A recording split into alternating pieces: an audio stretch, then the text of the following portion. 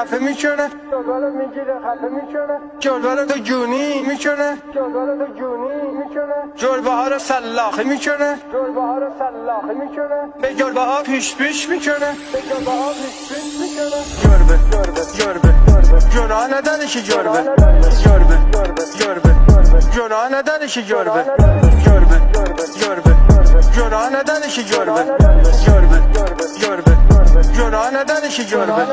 نمیدم جل زده بودن حالت طبیعی نبودن، گفتم چرا این کارو میکنیم، هار میخندیدن. گفت چی میگی تو؟ گفتم چی میگی تو یعنی چی؟ گفتم اناقا. گفت اناقا چیه؟ یه کفشوزی.